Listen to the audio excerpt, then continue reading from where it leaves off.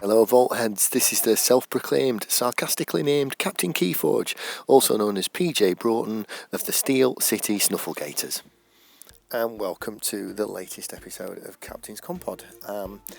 Today we're going to focus a little bit less on cards and a little bit more on actually playing the game, and obviously through the title, Poker Face in KeyForge, playing the game face to face. So really none of the things I'm going to talk about today on this Commpod are going to be particularly useful or relevant on the Crucible Online.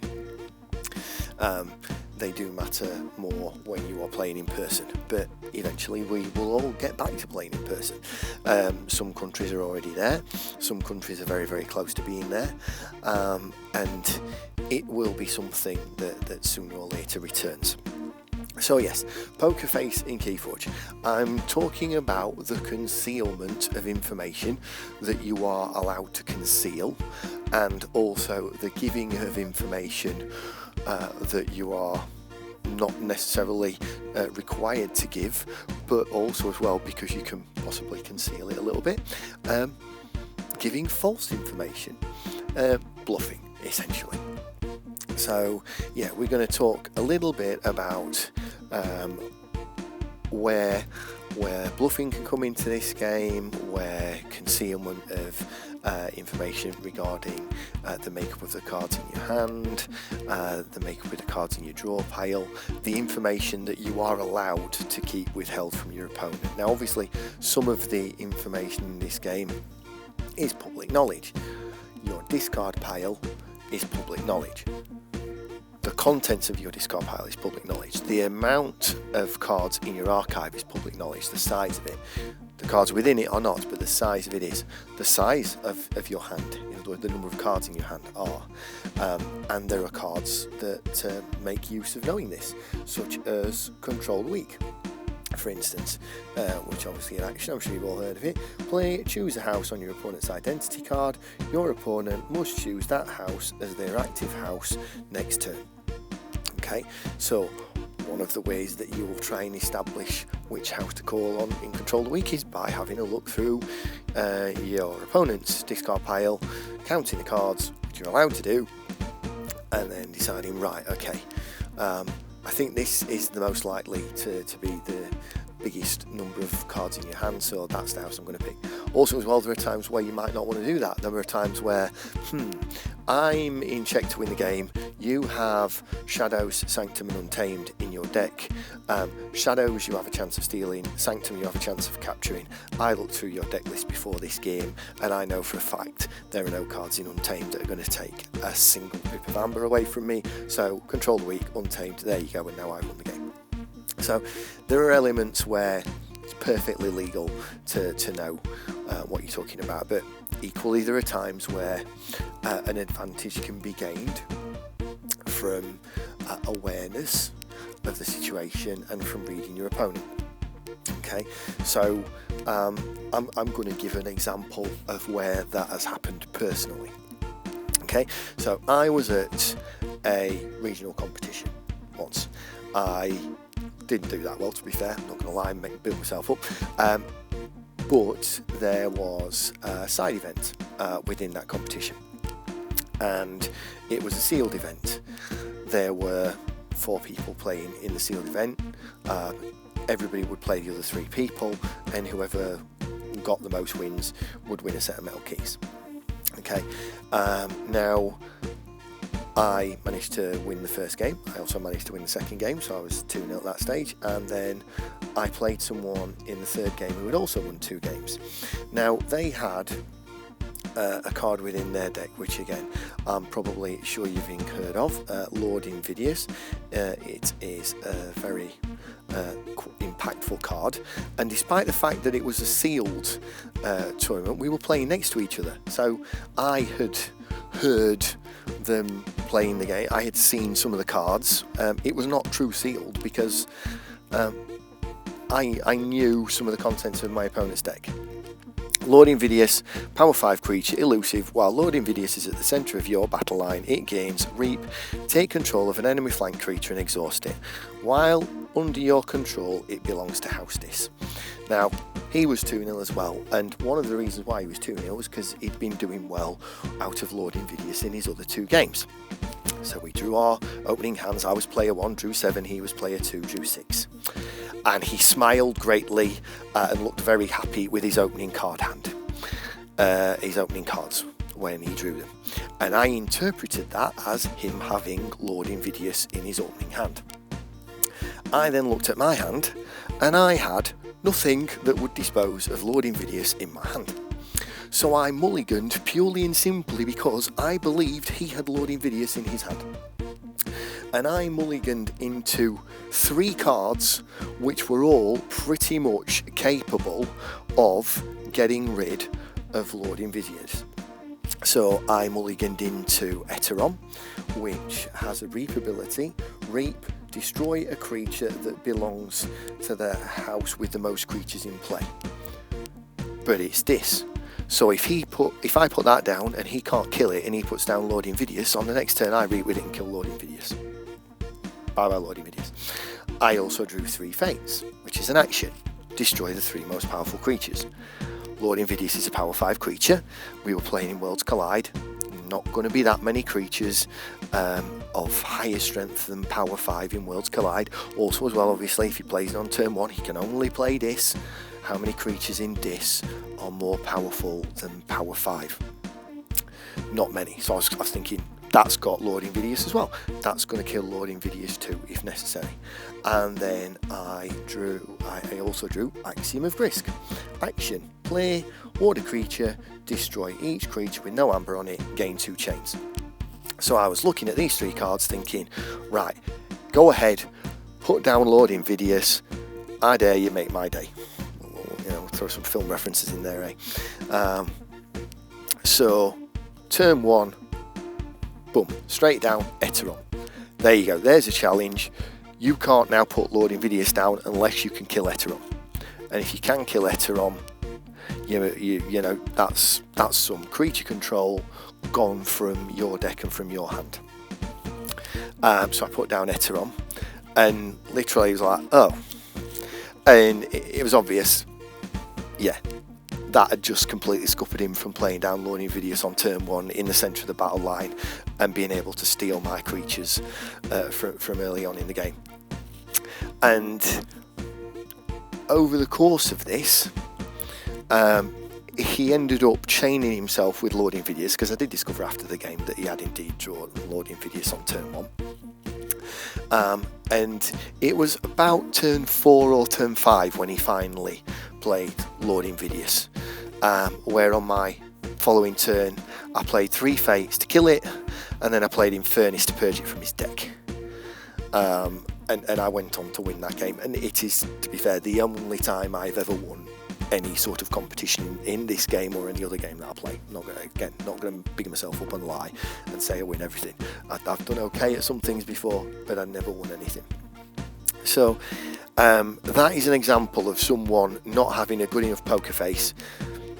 Me being aware of my surroundings, seeing what the other players around me are playing, knowing which cards are important to them, and sussing out that they've drawn it, and really helping myself to win the game off the back of it. Now, another example from the same tournament, okay, literally the same tournament with me, although this time I didn't win this game, so, you know, again, not trying to lie and make myself look bigger and better than I am.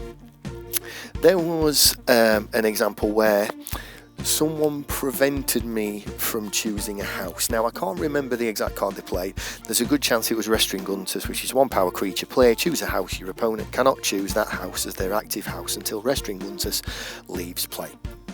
Okay, it might have been that. It might have been one of the other cards that stops you from choosing one of the houses in your deck. But it stopped me from choosing one of them. So I had 6 cards in my hand. I took out the cards that I could play, and then I put down the rest of them. And I'll be honest, again, not gonna lie, this wasn't particularly intentional, but I put down all the other cards and said, right, I can't play Saurian, so none of those are any use. And I put down every card that I couldn't play. Here's the thing, not all of them were Saurian. They just were the cards in my hand that I could not play. Some of them were Saurian, but there was a mixture of 2 houses in there that I couldn't play. Now also as well, in this particular deck that I was playing, I had the card KeyForge, which works a little bit like Miasma if you're not aware of what it does, but I will read it to you. So it is an artifact that sits in play and has a passive ability. When your opponent would forge a key, that player names a house. Reveal a random card from your hand. If that card is not the named house, destroy KeyForge and they do not forge a key. So it sits there like a miasma, and you have to guess a card out of my hand. And if you guess correct, you get to forge your key, and if you guess wrong, you destroy KeyForge and you skip your forge your key step that turn. And as I say, I had KeyForge in the deck, and on the next turn, on the turn afterwards, quite close to that, he had to forge a key. And to be honest, I know for a fact in 2 games in that tournament, KeyForge was the difference between winning or losing. My opponent, guessing right or wrong, won them or lost them the game on 2 occasions. And I think this was one of them, although again, it's a long time since this happened, as I'm sure you can imagine, so I can't quite remember. But I tell you now, I lost the game. So I think he guessed correctly. But he said to me after the game, I need to know, when you put down those 4 cards, were they all of the same house? And he wasn't sure whether I had bluffed him or not. And he genuinely didn't know. And I had unintentionally played a bluff. Whether or not he believed me, I'd sown enough doubt in his mind that he wasn't sure whether or not the cards I'd put down were all House Saurian or a mixture of another house. And again, what I'd done there's absolutely nothing against the rules when you put cards down, going, I can't play any of those, those are all Saurian, I can't play any of those. Nothing at all whatsoever. Whether or not your opponent believes you and whether it has any impact on them is another matter, but it's perfectly legitimately within the rules to do that. And I'm not trying to big myself up and say it was an intentional bluff. It was not an intentional bluff, but it impacted on the way my opponent played the game. So there's an example of me reading my opponent and helping to win the game off the back of it. And there's also another example of me unintentionally bluffing my opponent and sowing a seed of doubt in their mind and making it harder for them to decide what they were going to do off the back of my decisions and the way I played my game. So the point at which I'm saying in this Commpod, especially bearing in mind that the Vault Warrior competition could eventually take place, which is going to be high monetary value competition with high stakes, is that the ability to not telegraph what you are holding in your hand to your opponent is going to become increasingly more important within this game. Some of you divide your cards into the houses in your hand. That's something I never do. I never pull the cards out of my hand and adjust them and move them around.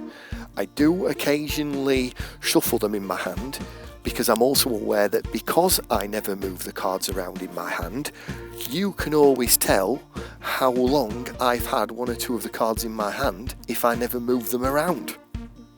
So I never move them around to join the houses together, I just leave them in my hand as I draw them, but also as well I jig them around a bit too to try and stop my opponent realising what's in my hand. So there are so many things to think about in terms of the poker element of this game, in terms of, right, what information can my opponent get from how I'm holding the cards in my hand? What information can my opponent get from the way I react to my opening hand? What information can my opponent get from the way I put cards down, or the way I organise the cards in my archive? Have I just moved cards around in my archive, and does that make my opponent think that I've got more than 1 house in there? Have I done that on purpose just to bluff them into thinking I've got 2 or 3 houses in my archive, when actually I've got a stonking great archive of 1 house? So I just wanted to have a chat about this, have a talk about it, and possibly open people's eyes a little bit to the potential for being bluffed or disclosing information without realising you're doing it. And also as well, go away and start trying to play some mind games with your opponents. Please feel free, because it's fun. It's fun trying to go, have I got that right? Have I sussed out that you've got that loading videos in your hand? And have I just mulliganed for no reason? Or is that a masterful mulligan that's going to win me the game? So yeah, that is the subject of the Commpod for today. Thank you for staying with me to the end of it. I appreciate it. I appreciate everybody who watches it on YouTube or listens to it via podcast. I would love to know your thoughts on bluffing and reading your opponent in KeyForge. Do you think it's useless? Do you think it's useful? Do you think I'm overvaluing it? Have you got your own stories of the time you've read your opponent or bluffed your opponent? We have comments, we have Twitter, we have Facebook, we have email. I'd love to hear your thoughts. But thank you for staying with me through today's Commpod. Feel free to like or subscribe, and as ever, may the forge be with you.